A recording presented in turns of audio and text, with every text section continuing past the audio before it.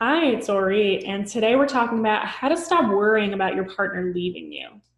Now, I know from personal experience, this is such a vicious cycle because we worry about our partner leaving us to the point where we test if that's really true, and then that makes us do things that actually make them want to leave.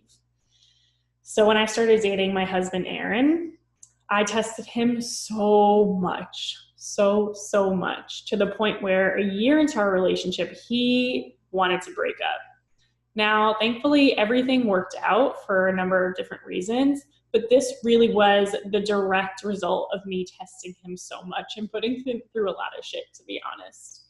Now, I believe that everything is co created in a relationship, so I'm not telling you that I'm blame myself only or that you should too, because I believe that, yes, I did all the testing, but he responded in a way that was still triggering my trauma, even though he was being amazing and not trying to do that. It's because I had this unresolved trauma that just kept creating this vicious cycle.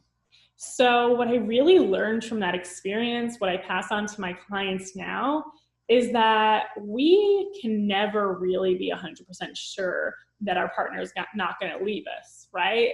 I mean, day in and day out, I don't think about this anymore, and we can get to a point of just feeling safe and secure and trusting.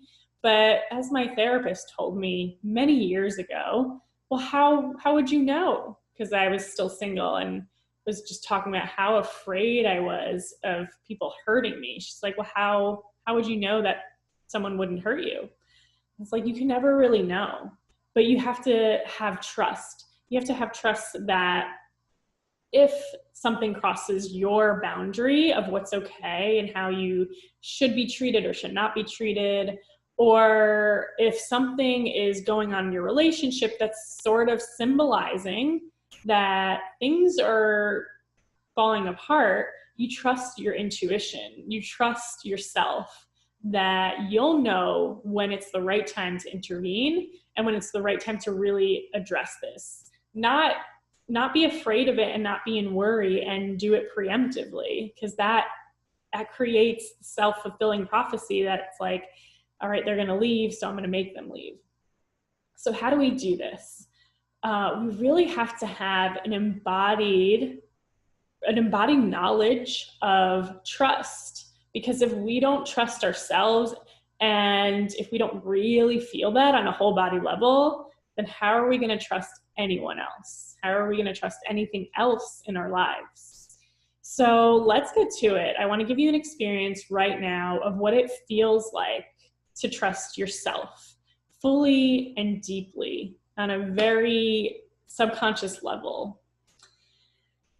So take a deep breath, breathing in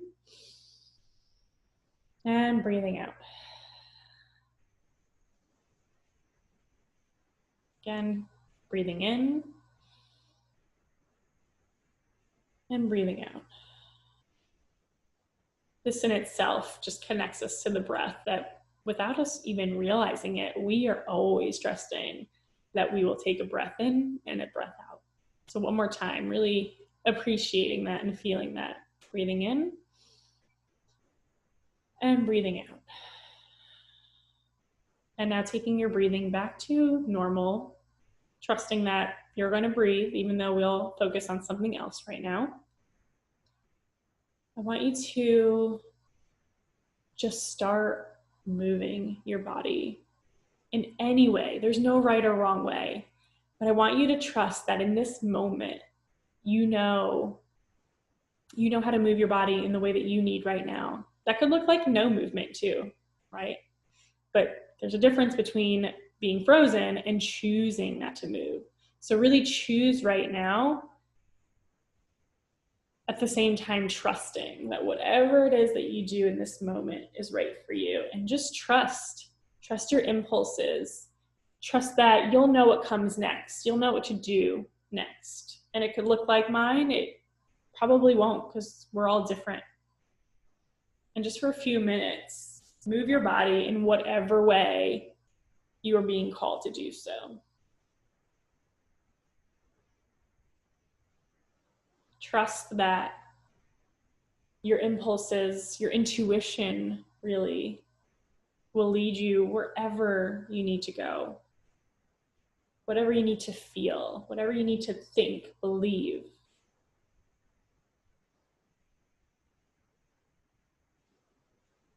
And just start bringing that to a close, imagining that you take your foot off a gas pedal and this car slows down really, really, really gradually to the point where it comes to an end. And just do that with your movement. Really, really slowly decelerate until you come to a pause. And take a deep breath in and out. And know that you just had an experience of completely trusting yourself in the moment, doing whatever your intuition and your body was calling you to do. And if you keep on doing that, you will have that, you will see that translated into your behavior, because you are embedding that into your body, this belief that I can follow my impulses and it will lead me to where I need to be. I can trust when my body is telling me that something's not right in this relationship. I can trust that my partner really loves me and wants to be with me. I trust that we're good, we're secure. You can feel that in your body with continued practice and really having this deep experience of trust. I can trust that I'm going to tell my partner when they're upsetting me because I don't want them to do that thing again. And that is something that needs to happen in order for our relationship to be healthy, in order for us to last, whatever it is. So really trusting yourself.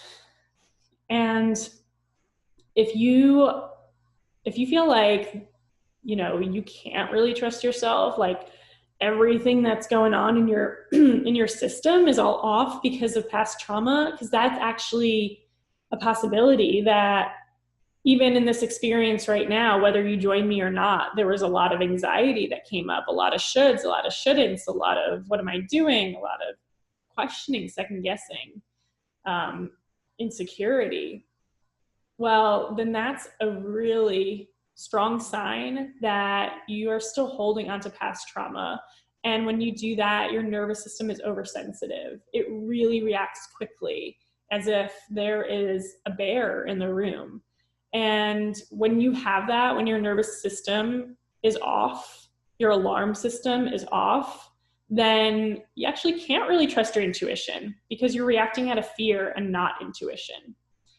And it really muddles up what you can tune into, the signals in your body, and you can't really feel and see clearly. So if actually that sounds like you, then that's something that really needs to be worked on first.